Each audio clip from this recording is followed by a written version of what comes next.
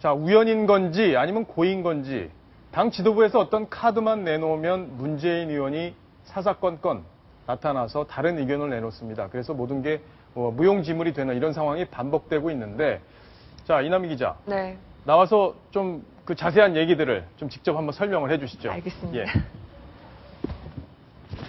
자, 같이 화면을 보면서 이남희 기자와 함께 그동안의 문재인 의원의 행보에 대해서 쭉 한번 훑어보도록 하겠습니다. 그러니까 이제까지 작년부터 올해까지요. 이제 문재인 의원과 당 지도부가 엇박자를 낸 사례들이 최근에 언론에서 좀 정리가 됐습니다. 작년에 기억하실 거예요. 벌써 좀 오래된 얘기 같은데 NLL 대화록 유출 관계에서도요.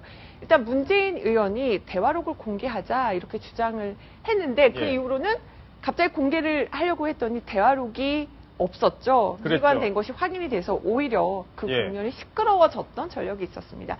그 이후에도 올해 들어서는 이제 그 민주당과 안철수 쪽 합쳐지면서 처음에 이제 기초선거 무공천 선언을 했죠. 근데 여기에 대해서는 또 문재인 의원이 이렇게 얘기를 했습니다. 무공천에 대해서 전 당원들의 의견을 좀 물어보고 다시 한번 생각해보자 이렇게 얘기를 하면서 또 무공천을 번복하게 되는 계기가 됐습니다.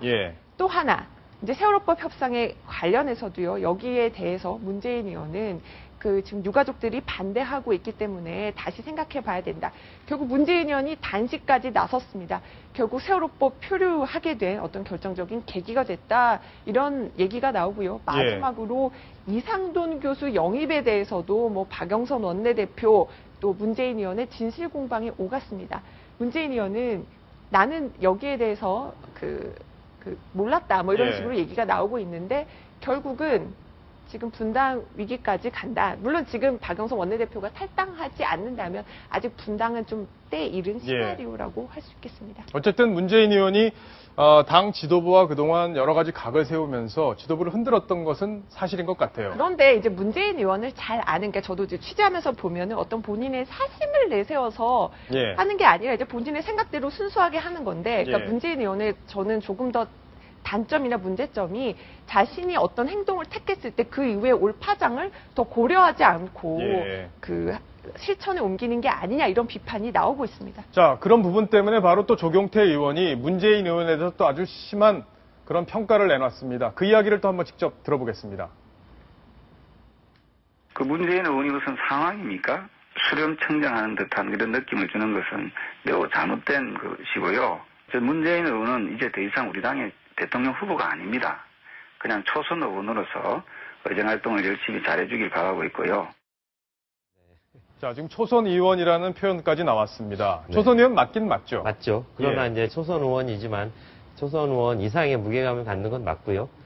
당내 최대 계파, 친노의 좌장, 그다음에 지난 대선에서 분명히 대선 후보를 지낸 당의 어떤 중심적 인물이기 때문에요. 문재인 의원이 내뱉는 한마디 한마디가 굉장히 중요한 정치적 의미로 다가올 수밖에 없습니다. 다만 아까 이남희 기자가 지적했듯이 판단력 부분에서 과연 제대로 된 판단을 내리고 있는지, 정치적인 함의를 잘 따져보고 있는지, 아까 4개의 사례를 봤을 때 그다지 훌륭한 판단력은 아니라는 생각은 좀 드네요. 근데 문재인 의원이 지금 어쨌든 지금 전국의 중심에 지금 서 있는 상황인데 한마디 말이 없어요. 아니요, 말은 있었고요. 최근에는 이제 기자들이 만나면은 계속 그 얘기는 하고 있습니다. 뭐 어제도 어떤 얘기를 하나요? 기자들과 만나서 결국은 아무래도 그 이상돈 교수 영입이 꼬인 것이 이상돈 교수만 영입한다고 먼저 알려진 것이 조금 더 오해를 낳아서 이런 문제가 불거지지 않았나. 뭐 여러 가지 얘기는 지금은 조금 더 적극적으로 하려고 노력은 하고 있습니다. 왜냐하면 워낙 그 비판들이 쏟아지고 있기 때문에 본인의 입장에 대해서도 직접 얘기를 하는데요. 그러니까 제 생각엔 최근에 그러니까 문 의원들의 생각이 측근들이 이제 여러 가지 해석을 하면서 좀 더 제대로 알려지지 않는 것 같습니다. 결국은 문 의원이 이상돈 교수 영입을 반대했나 찬성했나 여기에 대해서도 계속 해석이 엇갈렸는데 보면은 문 의원이 그 9월 14일 그러니까 트위터에 올린 거를 보면은요 합리적 보수는 같이 할 수 있다라고 얘기를 했거든요. 그거 옳은 얘기죠. 그러면은 이상돈 교수도 찬성을 한다는 얘기입니다.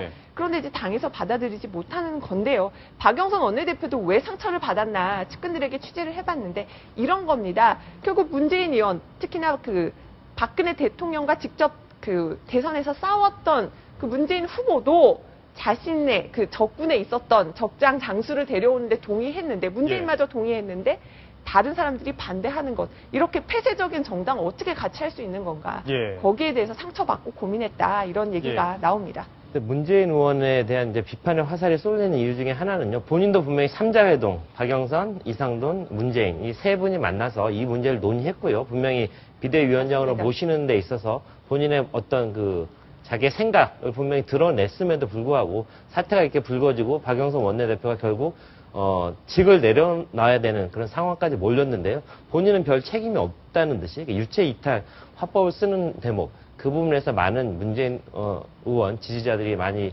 실망했을 거고요. 많은 국민들이 저런 분이 어떻게 공당의 대통령 후보를 지냈을까 하는 의아함을 가졌던 거라고 이번 생각합니다. 국면에서 박영선 원내대표뿐만 아니라요. 문재인 의원의 리더십도 많이 손상됐다. 많이 상처를 입었다. 그리고 친노 의원들도 실제로 초선 의원에 불과하다. 그러니까 조경태 의원뿐만 아니라 친노 진영에서도 문재인 의원도 초선 의원에 불과한데 우리가 꼭 그 말을 따라야 되냐 이런 얘기까지 나왔습니다. 결국 새정치민주연합은 어떤 사람도 그러니까 진짜 하나님이 와도 지금 절대적으로 신뢰받을 수 있는 사람이 없다 이런 얘기 나옵니다.